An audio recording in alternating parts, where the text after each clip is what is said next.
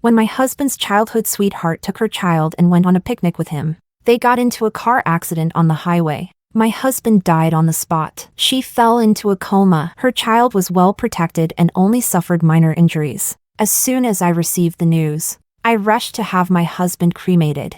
My father-in-law and mother-in-law hurried back from another city and immediately took the child home with them. A week later, the little sweetheart woke up. Upon learning of my husband Amias's death, the first thing she said was, "My child is Amias's. He has inheritance rights." My father-in-law and mother-in-law immediately confirmed her claim, testifying that the child was indeed their biological grandchild. I said that as long as they could prove the child was biologically Amias's, I had no objections, since Amias had already been cremated. My father-in-law said he could undergo a DNA test with the child as supporting evidence. I wasn't nervous at all. In fact, I almost wanted to laugh, because I knew the result would show they had no biological connection. Chapter 1. When both my in-laws insisted that the child was biologically Amias's, I wasn't surprised at all, because I knew very well he was Amias's child. That's why I had him cremated as soon as possible. I even hired people to clean the house so thoroughly that not a single strand of hair could be found. But so what if the child was biological? I could still make sure he had no way to inherit anything. You can't just say it's true without proof. What if there's a mistake? I said through swollen red eyes from crying. We can't just take her word for it. There must be evidence. Susie, her head still wrapped in bandages, looked pitiful. Then we can do a paternity test. Upon hearing that, my mother-in-law jumped up angrily. You barren hen. We weren't even back yet and you already had him cremated. How are we supposed to do a test now? I shook my head, crying. But we can't just say whatever we want either. I don't acknowledge it. She wanted to keep yelling at me, but my father-in-law stopped her. Enough. She's grieving too, but my grandson can't be left out in the cold. I can do the DNA test with him, since Amias was our only son. Testing me would still work as proof. Lisa, if the result is positive, will you recognize the child then? I nodded. I'm not an expert, but if the people at the DNA center say it's valid, then I'll accept it. Whatever share is due to him, he'll get it, even though he's just an illegitimate child. That made my mother-in-law furious again. Who are you calling an illegitimate child? Our family has had only one son per generation for 9 generations. You can't bear children. That's your problem, but don't go ruining the child's reputation. I sneered silently. Oh, please. The kid is clearly illegitimate. What? The truth sounds too harsh now? I looked at the 3 people sitting across from me. A pretentious father-in-law pretending to be upright, a sharp-tongued, bitter mother-in-law, and a homewrecker playing the poor little victim. I couldn't wait to see how this all blew up. I watched as my father-in-law called the DNA center, and I nearly burst out laughing. When that result comes in, that's when the real show begins, because I know the result will show no biological relation. That's when the real hunt starts, and none of the 3 of them will get off easy. Chapter 2. I watched my mother-in-law fussing over Susie, acting all concerned and caring, while my eyes, already swollen from crying, barely concealed the disgust I felt. Go home and make some chicken soup, she said to me. Don't make it too greasy. I nodded and got up to leave. Just as I was stepping out of the hospital room, I heard Susie say, Mom, thank you. I'll take good care of you from now on, and my son Tom will also be a good, respectful grandson to you and Dad. Ha, that almost killed me with laughter. If only they knew it was Susie who caused their son's death, would they still treat her so well? I had already taken the dashcam footage home with me. Its contents were very, very interesting. Chapter 3. When I got home, I ordered delivery, specifically from the worst-rated place I could find. Homemade chicken soup? That's for me. I had a miscarriage too. After all, I needed nourishment just as much. So, I ate the soup I made, and she could enjoy the delivery food. It's hilarious. Really, I've ended up in a situation where I'm practically serving the mistress. I found out I was pregnant a year ago. It was 3 days after I discovered that Amias and Susie had a biological child together. After the miscarriage, I hired someone to dig into their history. Turned out, those 2 were entangled even before Amias and I got married. And after marriage, it only got worse. I was married to him for 4 years. Their child is 4 years old. That means he conceived that child with her during our honeymoon. I still don't get it, if they were already like that. Why didn't they just marry each other? Why drag me into this mess? Was it just for some kind of thrill? As for my in-laws, they knew about the child the whole time. They even regularly visited Susie to help her raise him. Why? I don't even want to know. It doesn't matter now. Amias is nothing more than ashes in an urn. On the day my father-in-law took Tom for the DNA test, I didn't go with them. I said, "Dad, I trust you. I'll wait for the result. If he really is Amias's son, I'll give him whatever share he deserves. Don't worry." He nodded. That's how a proper wife should behave. Tom counts as your child too. You should treat him like your own in the future. Me, huh? Once the inheritance is settled, I'll be taking the money and disappearing. What? Do they think that just because I'm married into their family, I'll live and die as one of them? Do they actually expect me to stick around and serve the mistress and her illegitimate son? I stared at my father-in-law's smug, triumphant back and felt nauseated. His son was dead, and he didn't even seem sad. All he cared about was officially claiming his grandson. Well, once the test results are out, he'll be heartbroken for sure. The supposedly sole heir of 9 generations, about to vanish into thin air. Chapter 4. The DNA results came out the same day I had just finished dinner and come home. Ever since Amias died, I hadn't cooked a single meal. It was all left to my mother-in-law. She still had Susie and Tom to look after. After all, I told her I had work, was too busy, and just didn't have time anymore.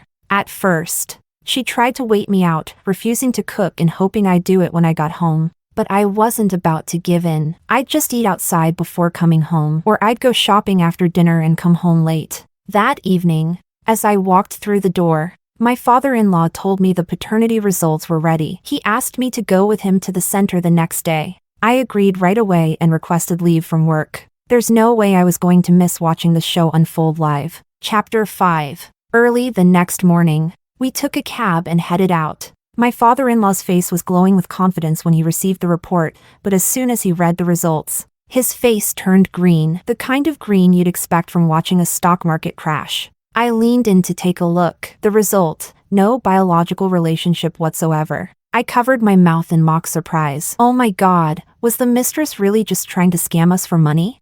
Susie, in disbelief, snatched the report from his hands. What? How can it be a mismatch? That's impossible. He is Amias's child. Watching her panic, I said gently, "Miss Susie, maybe you should take a moment and think. Who else were you with around that time? Maybe it's all just a misunderstanding. The child could belong to someone else." She was so furious she raised her hand to slap me, but I dodged. Getting mad now? Keep your hands to yourself. You came here trying to scam our family and grab my husband's inheritance. And now that your plan's fallen apart, you're pretending to lose your mind? Dad, don't fall for her act. Susie's eyes were red with rage, her hand trembling as she pointed at me. You faked it, didn't you? Tom is Amias's son. I was speechless. What kind of power do you think I have? To fake the result of something I had no access to? Then my father-in-law finally spoke up. She didn't touch any of the test materials. She couldn't have faked anything. But you've been lying to me for years, saying Tom was my real grandson. How much money did I spend on him? How much did Amias spend? You're unbelievable, living off our money while cheating on my son. Dad. No, I didn't. I swear. Tom really is Amias's. Please believe me. He snorted coldly and turned to me. Amias bought her a car and even a house. You sue her. Get it all back. I covered my mouth and started to cry. Well, fake cry. Of course I had to cover it. I was trying not to laugh out loud. An unexpected bonus? Don't mind if I do. Susie broke down, crying and pleading, repeating over and over that the child really was Amias's. But my father-in-law wasn't having any of it. If you keep harassing our family, I'll call the police. And every cent Amias gave you, you return it. The money we gave you before? That was only because we thought Tom was our only heir. But now? He's just some bastard. Pay it all back, or I'll report you for fraud. Susie cried like her world was ending. I sat back in my chair and watched her pathetic little scene with a touch of sympathy. Because the truth is, I was the only one in that room who knew. She really was innocent. The child was Amias's. Chapter 6. Susie's relentless begging was silenced with a single slap from my father-in-law. She fell to her knees, wailing. I held on to my father-in-law and walked him out of the building. Once we got home, he told me everything, how much money Amias had spent on Susie, what he'd bought for her, the monthly allowance, the child support, every single detail. I took a pen and noted everything down, line by line. Remember it all, he said. We're getting every last cent back. I've never seen anyone this shameless. I nodded and agreed out loud. But in my heart, I was laughing at them. Shameless? He dares accuse someone else of being shameless? His entire family redefines the word. My mother-in-law was out that day, taking Tom on a little outing. She had no idea what had just gone down. When she finally returned home with Tom, my father-in-law kicked the boy straight out the front door. The child stumbled and fell hard, bursting into tears on the spot. My mother-in-law rushed to pick him up. Heartbroken. Are you crazy? Why are you taking it out on a child? He's your biological grandson. If you injure him, that's the end of your family line. My father-in-law pointed a trembling finger at Tom. He's a bastard. Ever since Amias died, our bloodline ended. 8 generations of single sons, destroyed by that slut Susie. My mother-in-law's eyes went wide. What are you talking about? He threw the DNA report in her face. This is all your fault. You were the one who trusted that woman and brought this bastard into our home. We spent our money raising them, and now we find out the kid isn't even ours. She stared at the results in shock, not even bothering to comfort Tom, who was still crying on the floor. That's impossible, she muttered. Tom told me he's Amias's child. And just look at him, he looks exactly like Amias. How could he not be his? I sighed and said gently, Mom, you know how it is. A child's mother is always guaranteed. But if the wife's not faithful, who knows if the child's actually the father's, right? Her hands trembled, and the report slipped to the ground. I quickly stepped forward to support her. Mom, are you okay? You look pale. Let me help you lie down and rest. But she pushed my hand away. Instead, she clutched Tom tightly in her arms. No matter what, the child is innocent. He's just a kid. He doesn't understand anything. Don't take your anger out on him. My father-in-law stormed over and kicked again, this time knocking both her and the bastard to the floor. You're still defending this little bastard? You've completely lost your mind. I said it before, your head's broken. You've been duped so badly. Get him out of this house now. If I see him here again, I'll toss him out the window myself. Shaking with fear, my mother-in-law cradled Tom and staggered out the door. I poured a cup of tea and handed it to my father-in-law. You know, Dad, I think this was all Susie's doing. She must have planned it, just for Amias's inheritance. Otherwise, why would she be in that car accident with him? His hand paused mid-sip. A few seconds later, he slammed the cup onto the coffee table, grabbed my wrist, and shouted, What are you saying? That she killed Amias? You better explain yourself. Dad, let me show you something. I pulled up the footage from the dashcam. It was found at the scene of the crash, thrown quite far from the car. I just got my hands on it. You should take a look. That morning, Amias had driven off with Susie and the child. Everything seemed cheerful, laughing, joking in the car, but on the highway, while playing with a balloon, Susie told Tom, Pass the balloon to Daddy. Tom launched the balloon at Amias with a sharp smack. Amias laughed and tried to catch it, but missed. He didn't think much of it, took both hands off the steering wheel to grab the balloon. But the car hit a bump, probably a rock or something, and by the time he reached for the wheel again, it was too late. What followed was chaos, screaming, then silence. My father-in-law stared at the footage, his hands trembling. I stood by, adding fuel to the fire. They'd gone on that picnic with full knowledge and support from my in-laws, but I bet they never imagined the crash had happened like this. I honestly think Susie planned the whole thing. Look, she told Tom to throw the balloon. She wanted Amias dead, all for the money. And then, to top it off, she tried to pass off some random bastard as his child. That's not just cruel, it's disgusting. My father-in-law roared and hurled the teacup across the room. God damn it. I won't let her get away with this. And with that, he grabbed the baseball bat by the front door and stormed out. I pretended to stop him. Dad, where are you going? But deep down, I knew, He had a temper like dynamite, and I just lit the fuse with a single spark. Chapter 7. I didn't follow him out. He was furious. What if he accidentally hit me in his rage? The call from the police came 2 hours later. Turns out, my father-in-law had gone to Susie's place and beaten her up. My mother-in-law was there too, and got caught in the crossfire. The neighbors called the police. All 3 of them were taken to the station, but once there, they kept insisting it was a family dispute. The problem? Susie couldn't actually prove she had any legal family ties to them, so my father-in-law told the police to contact me. Lisa, tell them it's just a family dispute, he shouted the moment I arrived. My mother-in-law was sitting to the side with a swollen, bruised face, shivering. Susie's nose still looked like it was bleeding. My father-in-law kept giving me frantic looks, so I said, yes. This was a family matter. The officer asked, and this lady here, what is her relationship to your in-laws?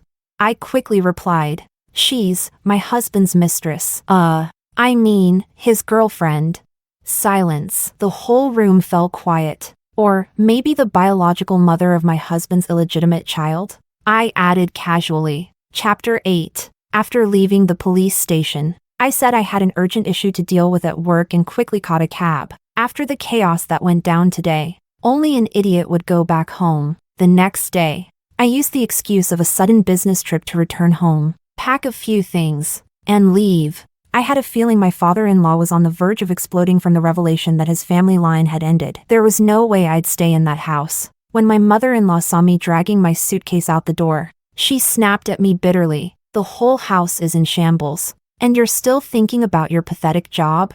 I always knew you lacked filial piety. Now I really see it. Husbands and wives are like birds in the same forest. When disaster comes, they fly their separate ways. I pointed at my father-in-law, who was sitting on the couch. I think Dad is the pillar of this family. He can handle anything. He doesn't need me. Besides, the male bird is already dead. You think I, the female bird, should die with him?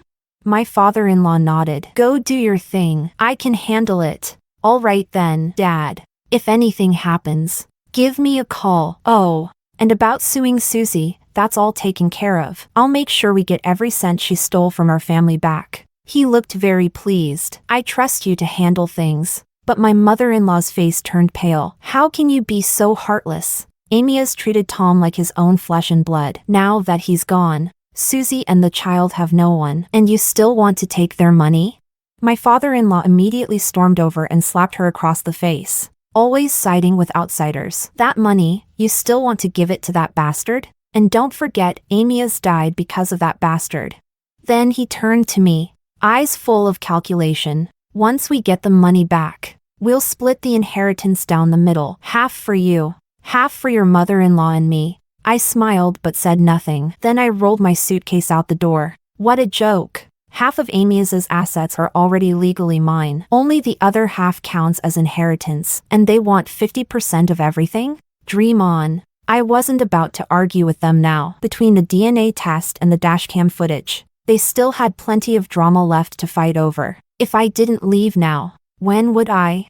The real chaos was just beginning, and if I stayed, I'd be the one getting caught in the bloodbath. Chapter 9. After taking a leave from work, I flew straight to the capital and stayed at my best friend's place. When she heard about my husband's death, my best friend was all ready to comfort me. But after seeing that I was perfectly fine eating, drinking, not shedding a single tear, she was completely baffled. You're planning something big, aren't you? Every time you act like this, you're scheming against someone, she muttered, trembling as she backed away. It's over. It's over. With how long you can hold a grudge.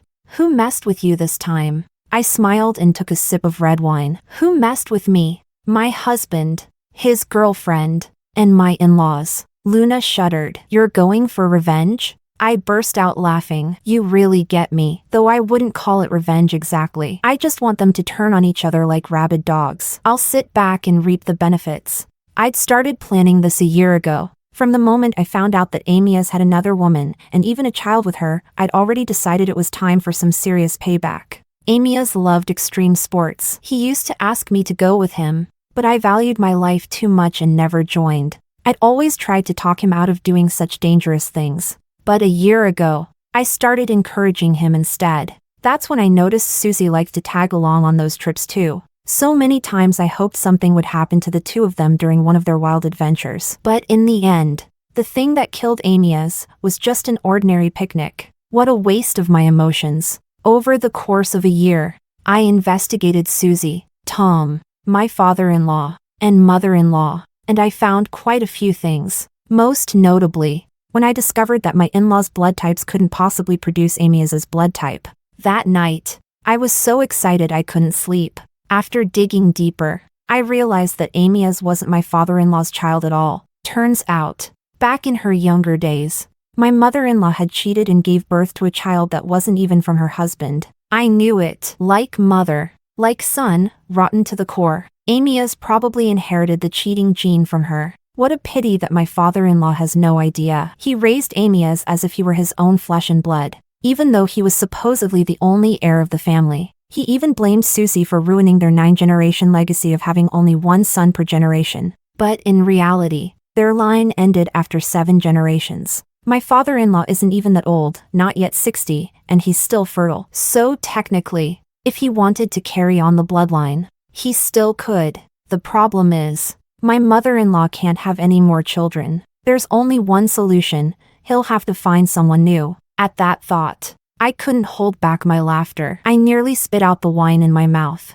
Luna tapped my forehead. You haven't been driven mad by that twisted family, have you? You're laughing like a villain. Mad? I swirled the wine in my glass. Even if someone goes mad, it won't be me. Chapter 10. That day, I was shopping at the mall when I suddenly got a call from Susie. She was crying and begging me, asking if I could let her keep the apartment Amias bought for her. It was just a small 1-bedroom. Not worth much. She hoped I could show some mercy. I only want the apartment. I just want a place to live with the child. That's all. I don't want anything else. I'll even return the car to you. As for the money Amias spent on us before, I really can't pay it back. I don't have that kind of money. Please. You're the bigger person here. I was wrong. I admit it. I just want to settle everything as soon as possible and cut all ties with his parents. As I browsed through clothes, I replied casually, why the sudden change of heart? Don't want a share of the inheritance anymore?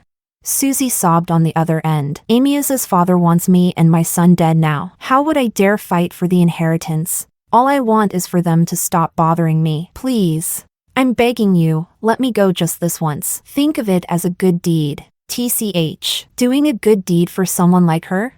I laughed silently, then said, all right then, I'll let you keep the apartment. After all, there's a real chance your son is Amias's biological child. He should leave something behind for him. There was a long silence on the other end, and then Susie's voice cracked with panic. You know something, don't you? Tell me. I can't be wrongfully accused like this. The child is Amias's. I've never understood why the test showed no biological relation. I sighed. It only occurred to me recently. If you're so sure the child is Amias's, then there's one other possibility. Why would the child be Amias's but have no biological link to his father? Could it be that Amias and his father, hearing nothing but silence on the line, I quickly added, I'm just guessing. Of course, but now that Amias is gone, all that's left are some health check reports. Nothing else. With no real evidence, no one can say anything for certain, right?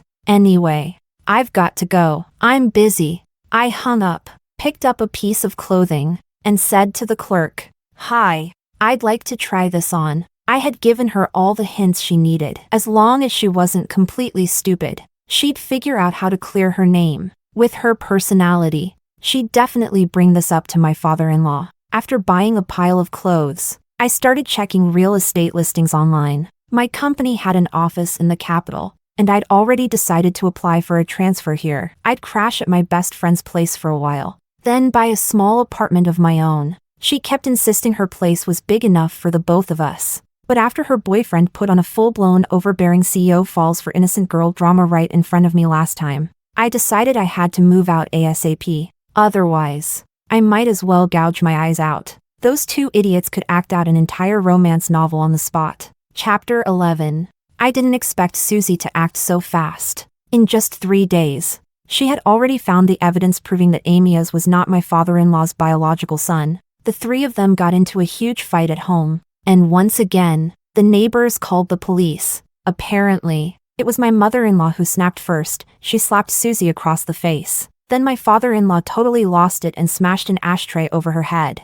As for Tom, he was so frightened by the scene that he fainted on the spot. The whole family turned into a complete mess. And I had to go back and clean it all up. By the time I got to the police station, they were still yelling at each other. Susie was screaming like a lunatic. I've said it all along, my child is Amias's. It's the mother-in-law who was unfaithful. She got pregnant by someone else.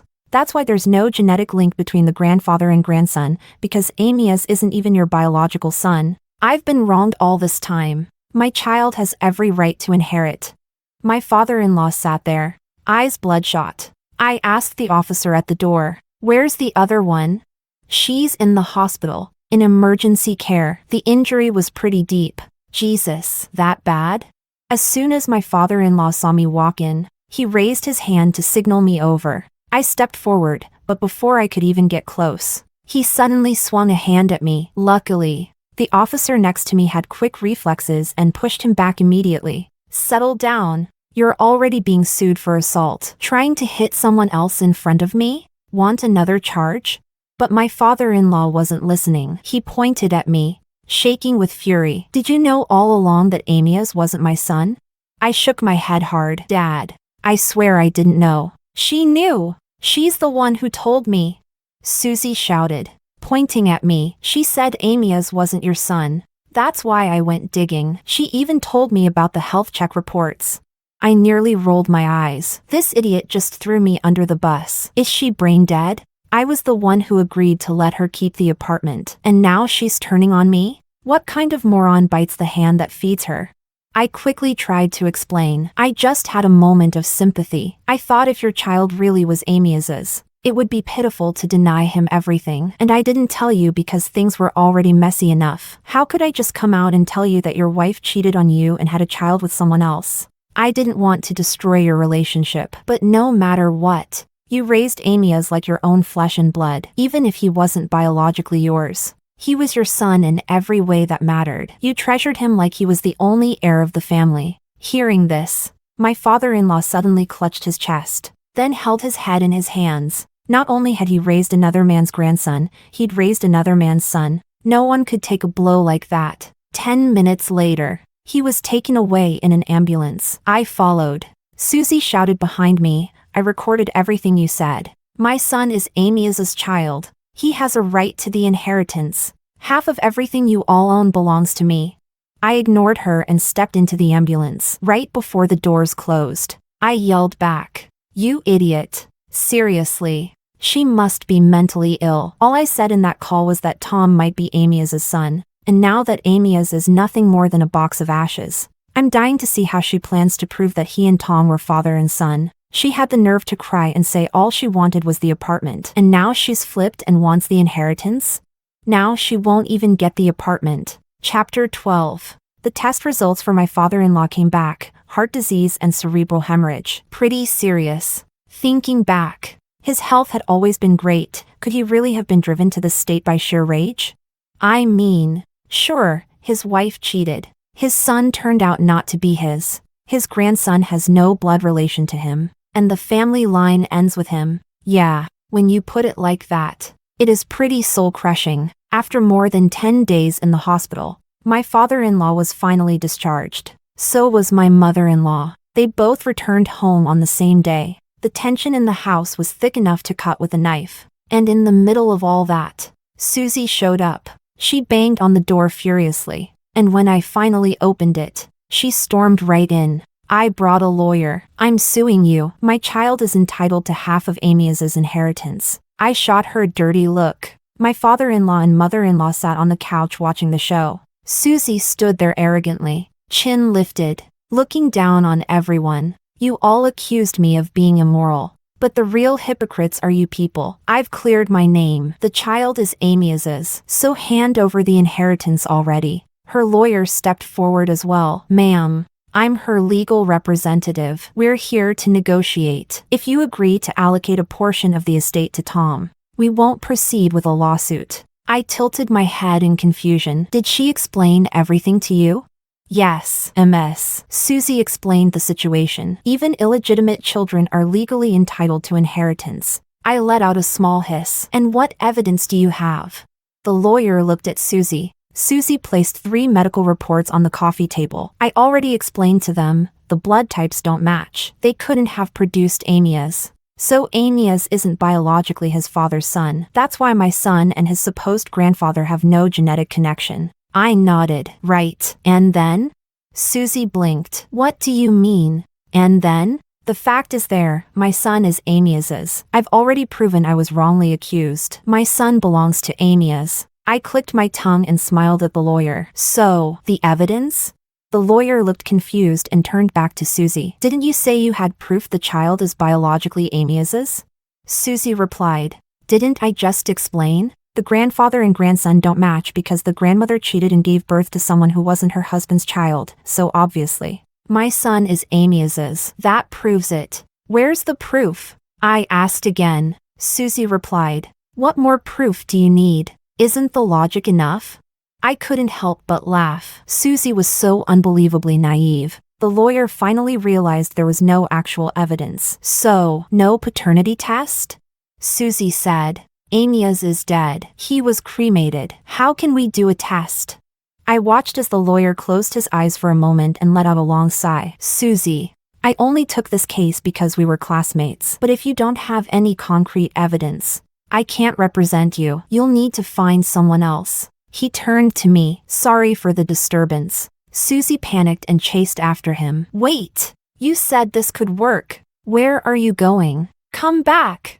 No wonder he didn't ask more questions before taking the case. Turns out it was a favor between old classmates. He had no idea what a circus he was walking into. Chapter 13. As soon as Susie left, the house fell silent again. Just as I was about to lighten the mood, I turned around and saw my father-in-law stab my mother-in-law with a knife. Yeah, things just escalated. Susie had clearly reignited my father-in-law's rage. I screamed while running out the door. The neighbor heard me yelling and stepped out to see what was happening. One look inside and she screamed too. Her husband, panicking, yanked both of us into their apartment and locked the door. I pulled up the surveillance feed on my phone and started recording. The neighbor called the police, and her husband dialed emergency services. We didn't dare step back outside until the police and ambulance arrived. As soon as we opened the door, we saw it. My mother-in-law was slumped on the couch, and my father-in-law was lying on the floor. After checking, both were confirmed dead. Well, a total wipeout. Which means, I held back a smile at the corners of my mouth. The inheritance is all mine now. No need to split it anymore. I thought the inheritance fight would be a brutal battle. When the police questioned me, I handed over the surveillance footage, which cleared me of any suspicion. The video clearly showed that my mother-in-law was killed by my father-in-law. As for him, it seemed the emotional shock triggered another cerebral hemorrhage, and it finished him off. Chapter 14. Once the funeral arrangements were taken care of, I turned my attention back to Susie. She returned both the car and the apartment. As for the money Amias had spent on her, she was ordered to pay it back as soon as possible. She came to cause trouble a few times, but I ignored her completely. After that, I sold off all the properties I had. I moved to the capital at lightning speed, cutting myself off completely from everything unpleasant in the past. Every day, I check my bank account balance and feel like I could wake up from sleep laughing, because the daily interest alone is enough for me to live on. I'm not even 30 yet, and I'm already living like a goddess. I can't even imagine how bright my future's going to be. Story 2.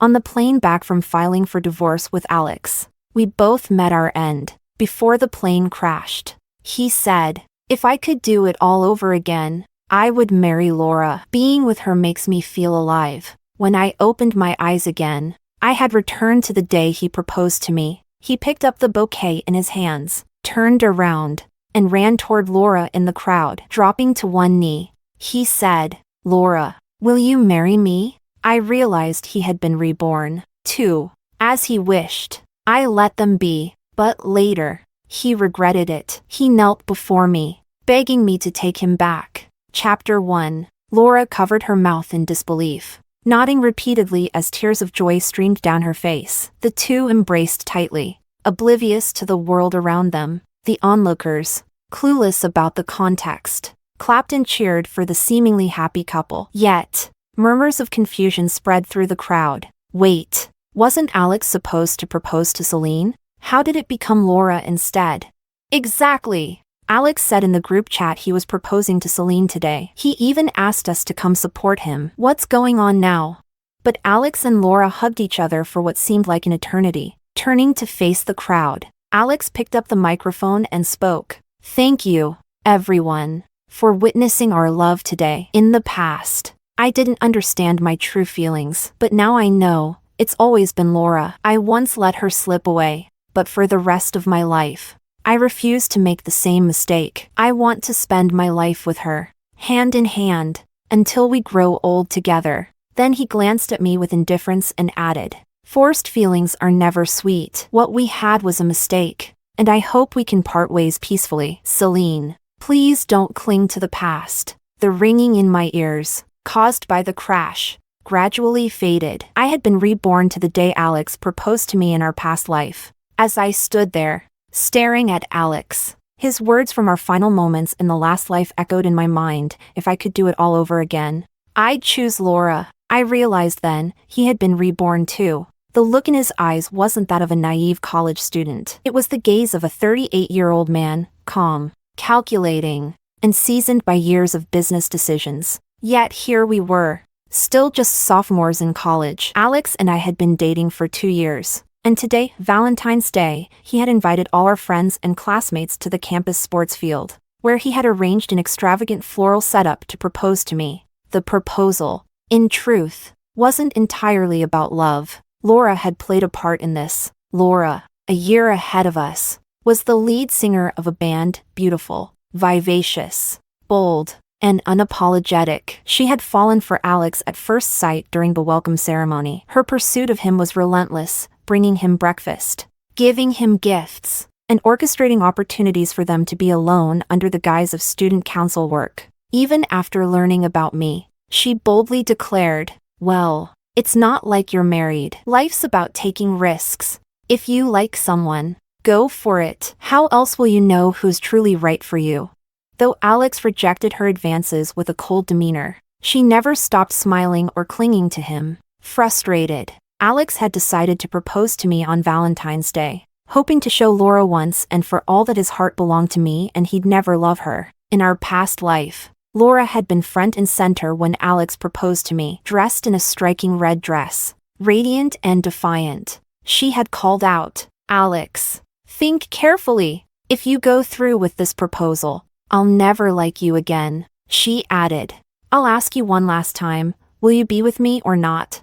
Back then, Alex's response had been firm and unwavering. My wife will only ever be Celine. I love her and her alone. I hope you can move on, Laura. But now, standing on the same sports field in this new timeline, he declared that our relationship was a mistake and told me not to cling to him. Under the curious and amused gazes of the crowd, I met his eyes, my expression calm. Of course, from this moment on, we're done. From now on, we go our separate ways. Bridges are bridges. Roads are roads. There will be no ties between us ever again. Chapter 2. Hearing my words, Alex let out a sigh of relief. Laura, overjoyed, leaped into his arms, wrapping her legs around his waist. I knew it! You were always meant to be mine, but you took so long to say yes. You owe me compensation for the wait. All right. What do you want?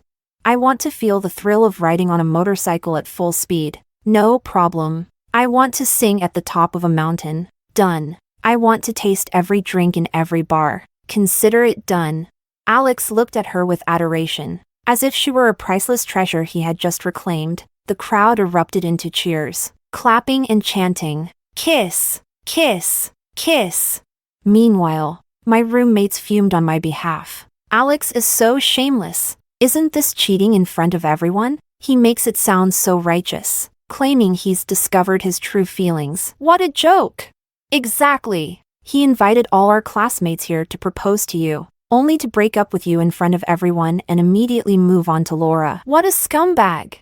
I turned to them with a calm smile. Let's go. Didn't you say there's a bar opening today? Drinks are on me. At the bar, I downed one glass after another with an air of indifference. My friends, worried about me, tried to console me. Celine, don't let that jerk get to you. He's not worth your tears. I chuckled, wrapping an arm around one of them. You've got it wrong. I'm not sad, I'm relieved. Honestly, I feel happy to be rid of him. Alex and I had grown up as neighbors, childhood sweethearts, with families of equal standing. A union between our two families had always been inevitable. From a young age, everyone assumed we'd end up together. We supported each other through life's milestones, promising to officially date after getting into university and marry after graduation. Everything unfolded smoothly, just as expected. But in our past life, after marriage, our lives became consumed by work, household chores,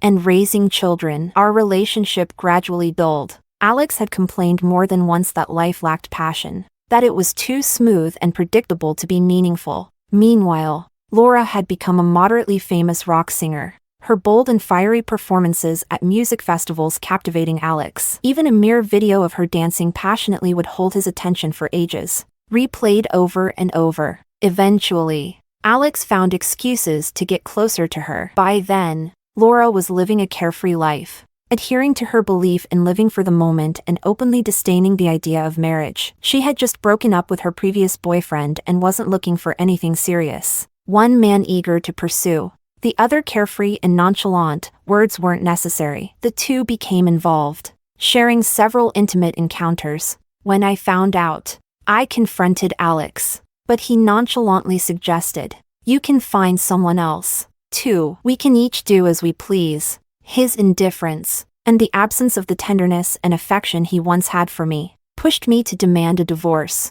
At first, he resisted, unwilling to deal with the hassle of dividing our assets. But under my firm insistence, he eventually relented. Still, his gaze was laced with mockery as he said, "Of course, it's happiest being with someone as free-spirited as Laura. Just these past 2 weeks with her have been more fulfilling than all the years of my life before. The carefree passion I missed in my youth, I finally have it now. Kids like you, raised in wealthy families to follow the rules, will never understand what it's like to live boldly and freely. Your mind's always filled with logic, benefits, and losses. You'll never know the thrill of truly living." All I could think was how I had failed to see this childish, foolish side of him before. He thought he had discovered the true essence of life, but little did he realize that without a solid foundation, even the boldest and most carefree life is nothing more than a castle built on sand, ready to crumble at the slightest breeze. Chapter 3. Having had too much to drink,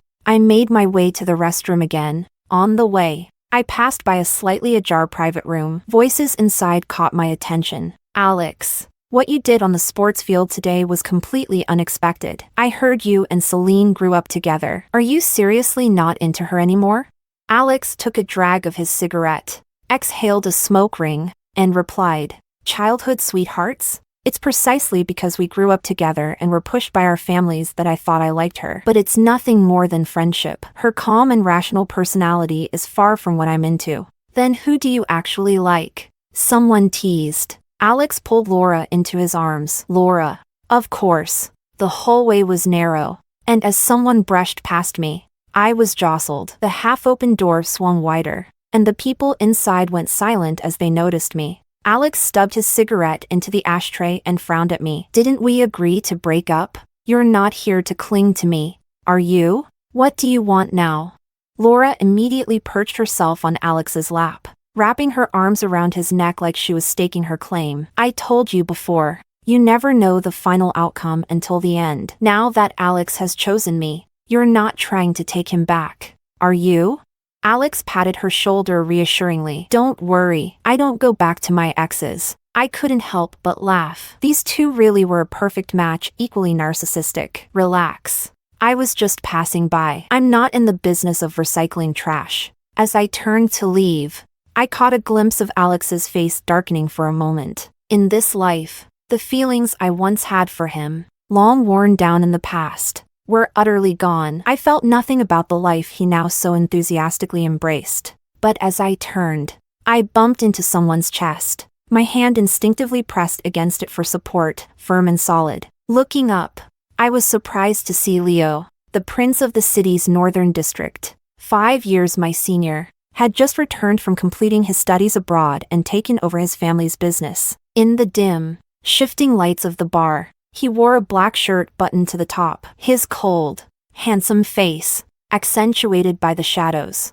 exuded an aura of restraint. He was looking down at me with slightly lowered eyes, realizing I was still leaning against his chest. I coughed awkwardly, stepped back, and apologized. Just then, a voice from the private room called out again, "Celine's actually pretty attractive. Alex, now that you're single, I might just go after her. Be my guest." Alex replied indifferently, "Here's a private question. Did you two ever, Alex scoffed. "She's so conservative. She insisted on waiting until we were engaged." Boring and uptight. The voice laughed. "Well, I'm up for a challenge." Laura's dissatisfied tone rang out. "If you proposed successfully tonight, wouldn't you have gotten the girl already?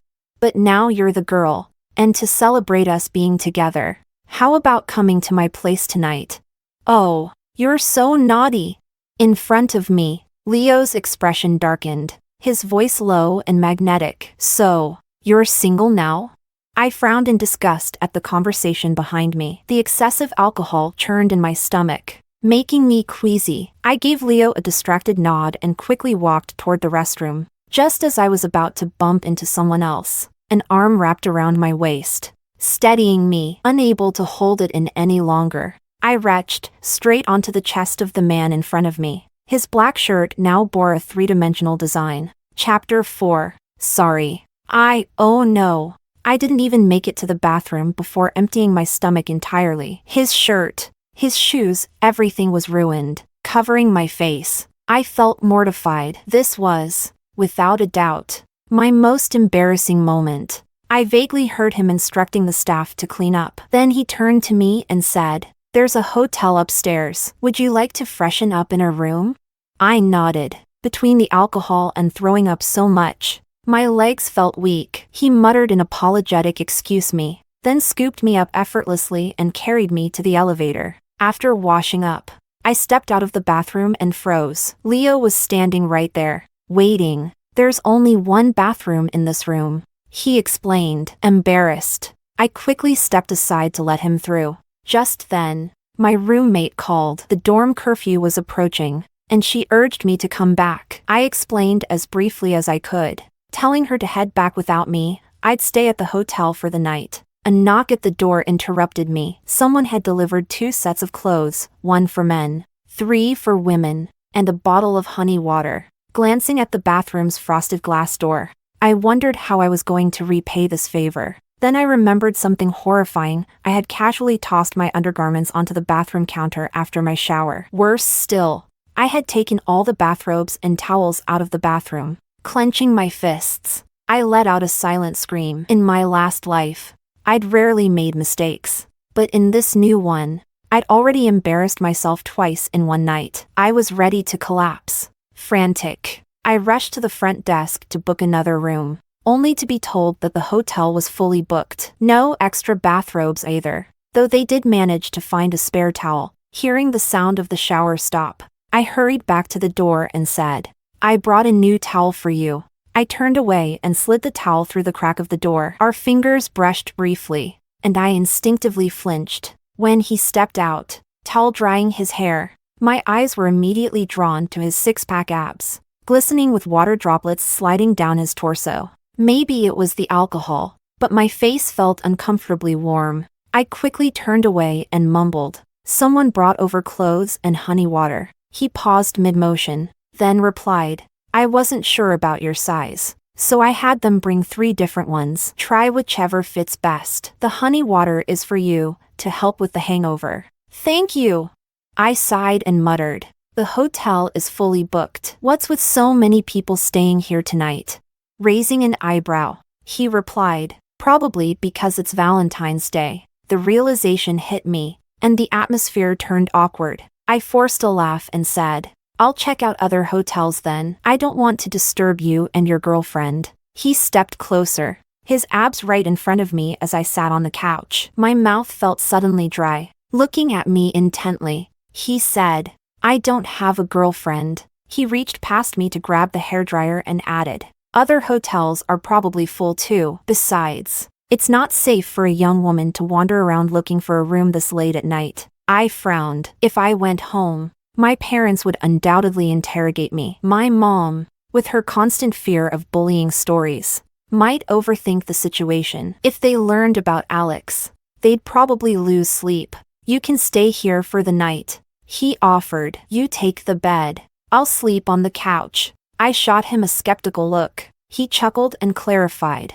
our families do business together. Relax. I won't try anything. His words reminded me of my past life. He never married but led his family business to remarkable success. There had always been rumors in our social circle either he didn't like women, or there was something physically wrong with him. Chapter 5. Thinking about it, I relaxed. Since he didn't have a girlfriend, there was nothing to worry about. Besides, looking at his strong chest, six-pack abs, long muscular legs, and those strikingly handsome features, if something did happen, it wouldn't exactly be a loss. As I let my guard down, the post-drinking lethargy began to take over. He finished drying his hair and glanced at my long curls. Aren't you going to dry yours?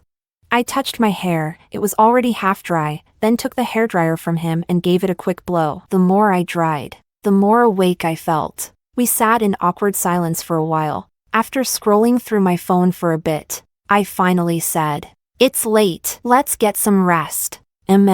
Once the lights were off, my senses sharpened in the darkness. Just as sleep started to creep in, faint noises of an intimate nature began to filter through the walls. Suddenly, I remembered why the hotel was fully booked tonight. It was Valentine's Day. Perhaps it was hormones or just the irritation of the moment. But my mood soured. Staring at the ceiling, I could feel his presence in the room. I asked softly, are you still awake?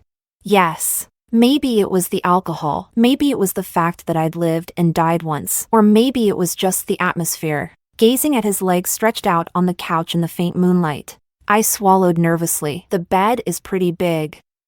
Do you want to sleep here instead? His voice turned low and husky. Do you know what you're saying? Suddenly, I remembered the rumors from my past life. Are you not capable? Modern medicine is pretty advanced these days. If it's true, you shouldn't avoid treatment. Otherwise, you might be single forever. I felt the bed dip as he leaned over me, his voice laced with amusement. Is this your way of provoking me? If you want to find out whether I'm capable, you can experience it yourself. The heat radiating from him made me tense up, but I boldly reached out. Only one way to know for sure. And so, the night unfolded. Turns out, the rumors were wrong. Not only was he capable, he was very capable. The next morning, I woke up with an ache in my waist. The room was empty. After tidying myself up, I stepped out and ran into Leo at the hotel entrance. He gestured to the bags of food in his hand. I picked up some breakfast. Are you heading back to campus? I'll drive you. Still feeling sore, I didn't bother with formalities and climbed into his car, alternating between sips of milk and bites of a sandwich. As I got out, he held up his phone with a slight smirk. Add me on WeChat? His fingers tapped rhythmically on the steering wheel, and his gaze was filled with a predatory intensity. As a 38-year-old soul, I understood his intent perfectly. After a brief pause, I smiled and said, sure. On my way to class, I bumped into Alex and Laura. Ignoring them, I kept walking, but Alex blocked my path. Where were you last night? That's my business, I replied coldly. Don't you think you're overstepping? His expression darkened. Someone saw you being carried to a hotel by a man. Who was he? What did you do? I let out a derisive laugh. Who I'm with is none of your concern. If I recall correctly, we broke up yesterday. The way you're acting almost makes me think you still have feelings for me. Laura's face twisted, and she pulled her arm out of Alex's grasp. If she wants to go to a hotel with someone, let her. Why do you care so much? Don't tell me you still have feelings for her.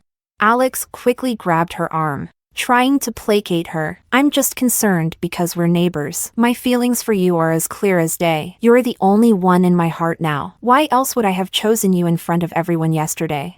Then, turning to me, Alex said flatly, "Don't get the wrong idea. I broke up with you yesterday. I was only worried that you'd spiral into self-destructive behavior to get back at me. As long as that's not the case, we're good." I let out a cold laugh. "Sometimes it's best not to be so self-absorbed. You're not the only man in the world. You've moved on, and I will, too, with my new boyfriend." Chapter 6. Ignoring Alex's furrowed brow, I turned and walked away, overconfident and hypocritical, just because Laura chased him for 2 years. He thought his charm was limitless?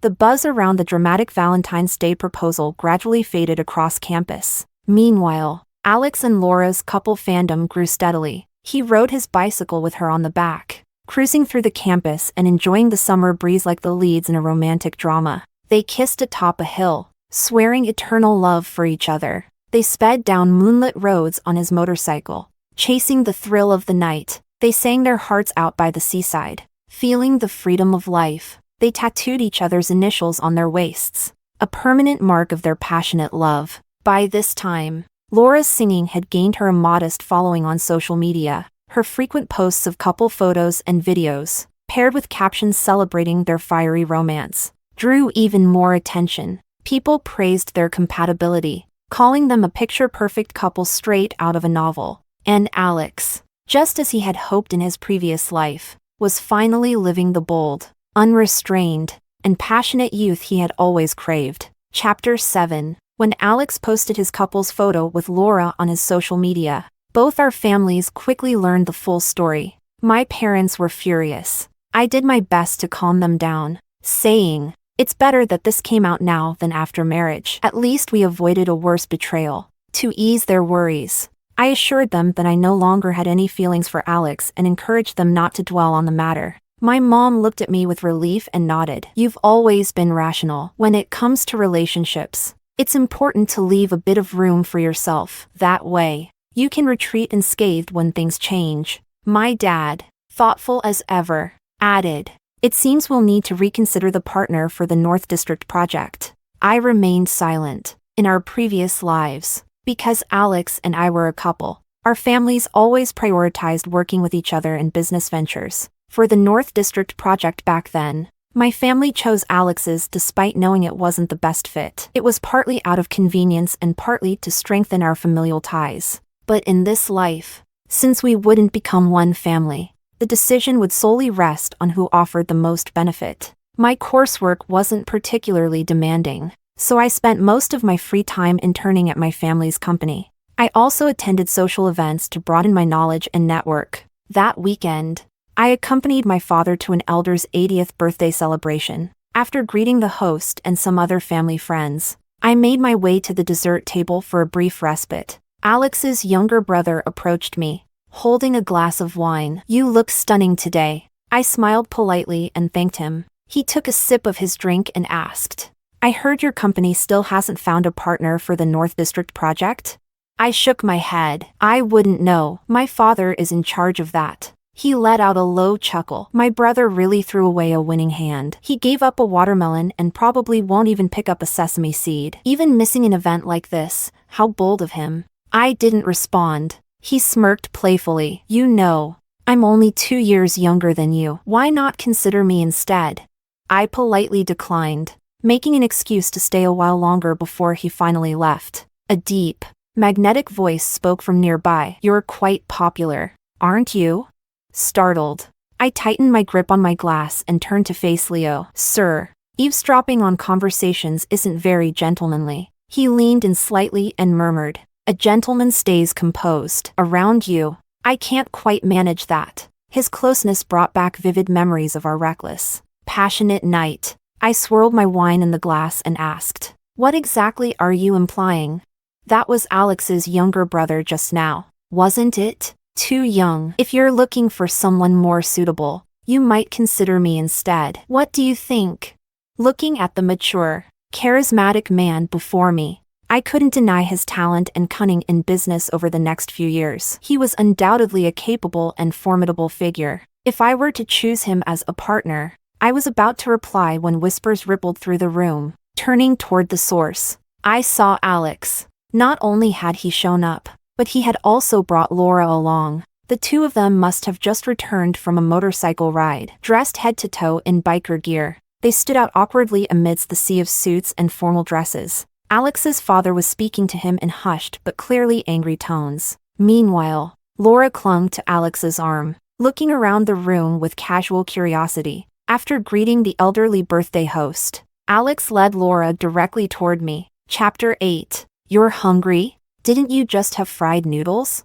I want to try the desserts here. Let's see if the food at these rich people's banquets is different from the regular shops. Fine. Whatever you want. The two were openly affectionate, acting as if no one else existed. When Alex spotted me, he gave a faint nod of acknowledgement. Laura grabbed one dessert here, another there, and even snapped a selfie with her phone. Finally, holding a piece of cake, she walked over to me and twirled around. You rich people really love your theatrics. Throwing a birthday banquet like this and insisting on tuxedos and gowns, gotta say, you're really committed to the act. Someone nearby couldn't hold back. Banquets are formal occasions, so we dress appropriately out of respect. Meanwhile, you show up in biker gear, with messy hair. How is that not disrespectful? Laura touched her hair nonchalantly. This is called casual chic. Even the birthday grandpa praised us for being youthful and vibrant. Said we're genuine and straightforward. Unlike you lot, don't you ever get tired of pretending all the time? Her words drew angry looks from everyone around, including some directed at Alex. Alex stepped in front of Laura protectively, offering a cold apology. Laura is honest and forthright. I hope no one takes offense. After all, this is a birthday celebration, and making a scene wouldn't be appropriate. In our past life, Alex had been in a position of power, where people fawned over him. His cold demeanor was tolerated. But now, he was just a university student with no corporate position. His detached attitude immediately soured the mood, earning him disapproving glares. A peer couldn't help but ask, Alex, what do you even see in her? Celine has the family background, looks, and abilities. She's far better in every way. Suddenly, all eyes turned to me. Alex frowned and glanced at me briefly before saying, Celine is great, but for me, Laura is the best. Then he grabbed Laura's hand and added that what he loved most about her was her boldness and passion. Being with her made him feel relaxed and happy. Laura, emboldened, pulled him in for a kiss right there and then. The blatant display of affection at such a formal event left everyone around visibly uncomfortable. Someone muttered sarcastically, What is this? A soap opera? Word got around that after the banquet, Alex's father scolded him harshly. He demanded Alex break up with Laura and apologize to me, insisting that I was the only one who could offer him meaningful support in his career. Alex refused, claiming he didn't need to rely on any woman and that he could succeed on his own. The conversation ended in an argument. I couldn't help but feel relieved. Alex was already on my blacklist, and with Laura by his side, they made the perfect pair. As long as he didn't come crawling back to me, I'd sleep peacefully. For the North District project, my father ultimately chose to collaborate with Leo's family. My father couldn't stop singing Leo's praises. Leo even came over for dinner once. That afternoon, as I prepared to head back to school, Leo offered to drive me since it was on his way. As we reached the campus, I noticed the car doors were still locked. Confused, I turned to look at him. His fingers tapped rhythmically on the steering wheel, and his gaze carried a hint of predatory intent. About the question I asked at the banquet, you still haven't given me an answer. I immediately remembered and squinted at him. Are you serious? Chapter 9. Do I look like I'm joking? I looked at him, noticing the slight tension in his expression, and smiled. All right. He stared at me, stunned. What? Didn't Mr. Leo propose that we date? I accept. If I had to choose someone for a marriage of convenience, Leo wasn't a bad option, at least in my previous life. He had remained single, with no scandals attached to his name. He fixed his gaze on me. Are you really agreeing? Smiling, I slid my index finger along his jawline. Mr. Leo is handsome and capable. Saying yes seems like the obvious choice, doesn't it? surprised. Mr. Leo? He caught my hand a little. I can hardly believe it. Leaning forward, I kissed his lips, gently nibbling them. Do you believe me now? His deep eyes flickered with intense emotions. He pressed his hand against the back of my head, taking control of the kiss. We only pulled apart when we were both breathless. He gently touched my lips. Summer break is coming soon. What are your plans? I had originally planned to intern at my family's company, but looking at Leo, I changed my mind. How about I intern at your company for 2 months? He smiled. You don't want to be apart from me? I replied honestly. Everyone knows Mr. Leo is incredibly talented. I want to learn from you. Will you give me the chance? Absolutely. And so, when summer arrived, I began working as Leo's assistant. It was then that I got to experience firsthand his sharp insight into industry trends and his decisive approach to problem solving. Leo was truly a workaholic. Working until midnight was common for him, and yet he remained highly disciplined, waking up at 6 a.m. every day to exercise. He also had remarkable self-control, even at social events where women vied for his attention. He always politely declined their advances. I once teased him, asking if he was really immune to temptation. He replied, if I indulge, the margins on the deal decrease. For me, the contract is always the priority. If it weren't for his boundless energy at night, I might have started to suspect there was something wrong with him. One time, after a particularly intense evening, I asked him, if you hadn't met me, would you have stayed single forever? He thought for a moment and said, I don't know. I've already planned out the next 20 years for the company. Maybe I'd stay focused on work. Or maybe if I met someone suitable, I'd settle down. I couldn't help but silently retort, you stayed single until your 40s in the last life without finding anyone suitable. Curious, I asked, why did you choose me? He admitted he wasn't sure. The first time I saw you was at a banquet. Later, I asked about you, but you were with Alex at the time. When I heard about your breakup, that's when I decided to make my move. Time flew by, and 5 years passed in the blink of an eye. After graduating from university, I followed Leo's advice and went abroad for further studies. With what I'd learned by working closely with him, I felt I had become incredibly capable. I was confident in managing the company, launching projects, and making staffing decisions. Everything came naturally to me now. In the year I returned home, Leo proposed to me, and I said yes. During those 5 years, Alex and Laura continued living their bold, carefree lives. At their graduation, they wore a tuxedo and a wedding dress, combining their ceremony with their nuptials. Their graduation wedding even trended online. They were praised as the perfect example of true love. The once anti-marriage Laura ended up marrying the man she had pursued for 2 years, and Alex fulfilled his dream of marrying the fiery and passionate Laura, just as he had wished in his past life. We each had different pursuits and found the lifestyles we wanted. I thought this was where the story ended. But life, much like a book of wrong answers, has a way of making people dismantle everything they once built. Chapter 10. Alex had started working in his family's company, while Laura pursued her career as a rock singer. Friends told me that their relationship had been an on-again, off-again roller coaster. With their growing fanbase and Alex's high-profile status, their love life frequently made headlines. I understood life is meant to be lived with passion. But recently, rumors of their breakup became incessant. There were videos of Alex and Laura arguing in public and clips of Laura dancing intimately with other men at bars. I skimmed through the gossip like I would any other news and turned my focus back to work and wedding preparations.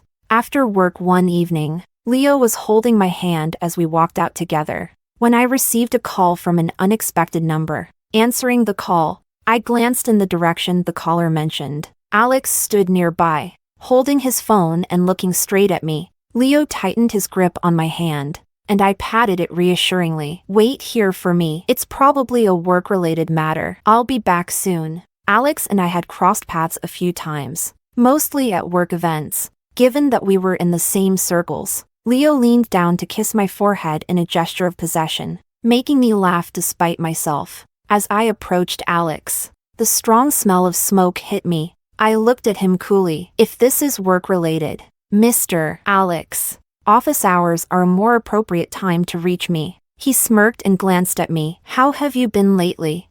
I raised an eyebrow. I've been great. It didn't seem like he wanted to talk about work, and I saw no reason to linger. I was about to bid him goodbye and leave when he lit another cigarette. I haven't been doing so well, he admitted, frowning at the cigarette. I subtly took 2 steps back. Through his words, I pieced together his current situation. Since starting his job after graduation, he had less time to spend with Laura. Meanwhile, Laura continued her carefree lifestyle, partying, hanging out with friends, and living freely. Sometimes, she got too close to other men, which naturally led to Alex questioning her. Their arguments had grown increasingly frequent. Laura thought Alex was too rigid and accused him of not giving her enough attention. Alex, in turn, complained that Laura didn't understand the pressure of supporting a family. Laura insisted on living in the moment, questioning why Alex was so obsessed with earning money. You can't take it with you when you die,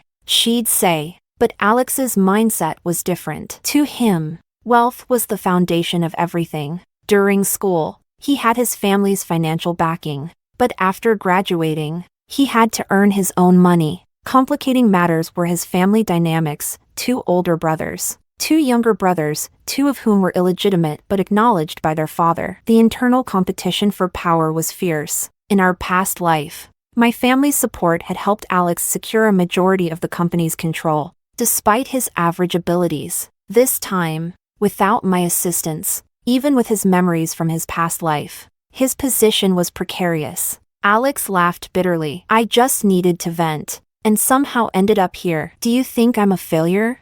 I spoke calmly. Everyone has their own life and path to walk. You chose this one, and whether it's success or failure depends on how you see it. Whatever your situation is now has nothing to do with me. I have a fiancé, and if you're looking for someone to confide in, I suggest you find someone else. My fiancé has a jealous streak. The thought of Leo made me smile unconsciously. Alex stared at me, dazed, as if he wanted to say something more, but I cut him off. If there's nothing else, Mr. Alex, I'll take my leave. Goodbye. Chapter 11. As soon as I got into the car, Leo pulled me into a deep, possessive kiss, meeting his intense gaze. I chuckled and touched my forehead to his. Don't worry, I'm not the type to go back to old flames. With you, my towering oak tree, how could I let go? 2 months later, our wedding took place as planned. The ceremony was grand and magical. When my father placed my hand in Leo's, I saw tears welling up in his eyes. As the officiant announced the exchange of vows, Leo slipped the ring onto my finger, kissed my forehead, and solemnly said, I love you. I placed the ring on his finger and smiled brightly at him. I love you, too. There are people in this world who may betray your feelings, but there are also those who will cherish you with all their heart. Those who offer their true selves deserve nothing less in return. So, Leo, in this life, I choose you. Even though I've kept a part of myself guarded, all the rest of my love is yours. As long as you remain faithful, I will stand by your side forever. Married life was peaceful and happy. However, not long after, the internet exploded with news of Laura being caught leaving a hotel drunk with another man. The time and location were clear, and netizens eagerly devoured the scandal. Alex, cornered by reporters at the entrance of his company, looked utterly worn out. The questions hurled at him grew sharper by the moment. In the live broadcast, he slammed a microphone out of a reporter's hand and stormed off through the crowd. I scrolled past the news without much thought, focusing instead on updates about new policies. But then my phone rang. The caller ID made me pause. It was the very person I'd just seen on the livestream. Frowning, I answered. The voice on the other end was heavy with labored breathing. Celine, I regret it. Let's get back together, okay? I calmly reminded him. Alex, even if neither of us had someone else, I still wouldn't marry you. He let out a bitter laugh. But in our last life, you were my wife. We're the ones who are meant to be together. A chill ran through me. His tone was unnervingly off. I don't understand what you're talking about, I said firmly. If this isn't work-related, don't call me again. I'm deeply in love with my husband, and I ask that you stop interfering in my life. I hung up and immediately blocked his number, but an unsettling feeling lingered. Something wasn't right. Unable to focus on work, I packed my things and decided to head home. When I reached the parking lot and got into my car, something felt off. As I glanced at the rearview mirror, my eyes widened in shock. Before I could react, I pushed the door open to get out, but a sharp pain pierced my neck. Darkness consumed me as I lost consciousness. When I woke up, I found myself sitting weakly on the ground, staring at Alex's back. The surroundings were all too familiar. It was the rooftop of our old school. A quick glance down confirmed that I was unharmed. "Alex," I said coldly, "what are you doing? This is kidnapping. Do you realize that?" Alex turned around and knelt before me, his voice unnervingly gentle. "Celine, I know I was wrong. You're the one who's truly right for me. Laura is only good for dating. But you're meant to be my wife. Let's start over, okay?" My mind raced to form a plan. "All right, we can talk about it, but let's do it somewhere else." His eyes fixed on mine, unyielding. "You're lying. You're always so clever. I knew it. You wouldn't agree. You just want to escape by changing locations, don't you?" He stood up with a casual, unsettling smile. "It doesn't matter if you don't agree. Celine, do you believe in past lives? In our last life, we were husband and wife. We were so happy together. We had a son and a daughter and were the envy of everyone." He laughed softly, his tone tinged with madness. This life is a mistake. And now, I'm going to restore everything to how it was meant to be." Chapter 12. My heart sank. What did he mean by that?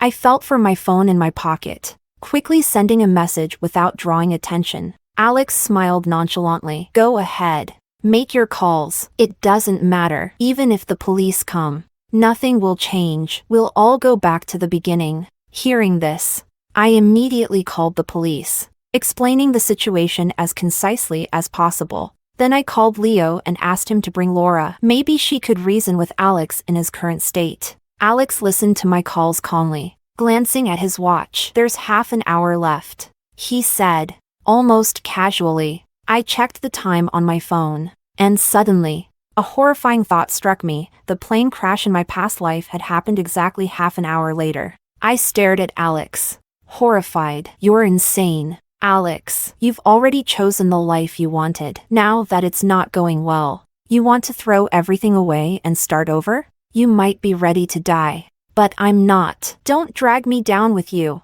I tried to take a step, but my body was too weak to move. Alex half supported, half carried me to the edge of the rooftop, looking out over the school field below. "You know," he said, almost wistfully, "when I woke up in this life, it was the moment I proposed to you. If you had said yes, we'd be married by now. We would have been so happy." I let out a cold laugh. "Really? Do you honestly think we'd have been happy? Even if we had ended up together, you'd still be pining for Laura, wouldn't you?"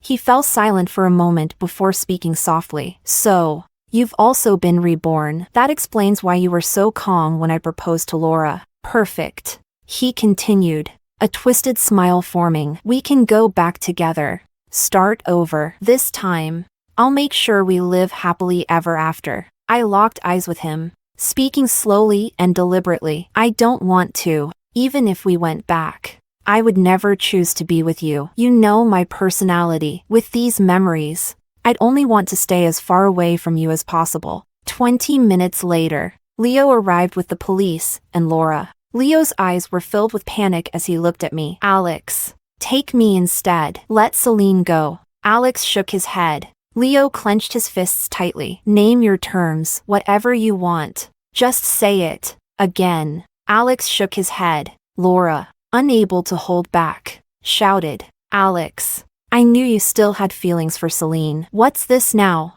A love-suicide pact or something?" Alex turned to look at Laura, letting out a derisive laugh. "Looking back, being with you seemed fun at the time, but honestly, it was just boring. Drinking, clubbing, nothing meaningful." Laura laughed coldly in return. "Then why didn't you leave? Now you're saying it was boring? You were the one who partied the hardest back then, and now you're bored? I swear, I regret ever marrying you. If I could go back, I'd stay as far away from you as possible." Alex nodded thoughtfully. You're right. That's exactly what I want, a chance to start over. He glanced at his watch, murmuring, the time has come. A chill ran through me. Alex, even if I could start over, I would never choose you. He looked at me deeply, his expression unreadable. I think you're right. If you went back with your memories, you'd never forgive me. So, he released his grip on me. I'll go back alone. I'll change the ending. I'll start over and reclaim everything that's rightfully mine. I collapsed to the ground, powerless. Leo rushed forward, scooping me into his arms and carrying me down the stairs as fast as he could. When we reached the ground, I finally noticed the ambulance parked nearby and the safety cushion laid out on the pavement. It took a month in the hospital for my body to recover. During that time, I learned that Alex hadn't died as he intended. Instead, he was left completely paralyzed, his brain so severely damaged that he no longer recognized anyone. His condition was deemed irreparable. Laura, furious and desperate, filed for divorce. Ultimately, Alex's family stepped in to dissolve their marriage. Alex, having forgotten everything, spent the rest of his days in a care facility. Life moved on, and I found myself appreciating the second chance I had been given. Leo was by my side through every moment, his steady presence a constant reminder of what it meant to truly be loved. Those shadows of the past lingered. They no longer held power over me. Alex's obsession and misguided actions were a cautionary tale of what happens when one clings to regret and refuses to let go. For me, life wasn't about rewriting the past, it was about embracing the present and building a future worth cherishing. With Leo at my side, I was determined to make that future brighter than ever. Alex nodded. That's well said. I really just want to start over.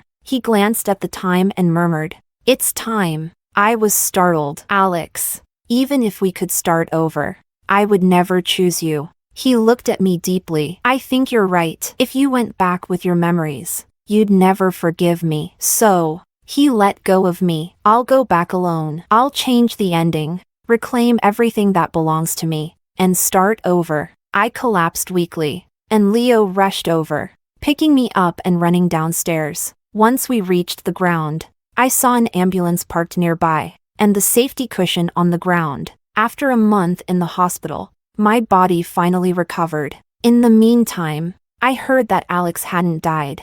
Instead, he was left completely paralyzed, with brain damage that rendered him unrecognizable to anyone. There was almost no chance of recovery. Laura filed for divorce against Alex, and in the end, their families stepped in to annul their marriage. As for Alex, who had forgotten everything, he spent the rest of his life in a nursing home. Chapter 13. Leo and I had 2 children, one with his last name and one with mine. Together, we walked through year after year, hand in hand. Those who give their true hearts will find them returned in kind.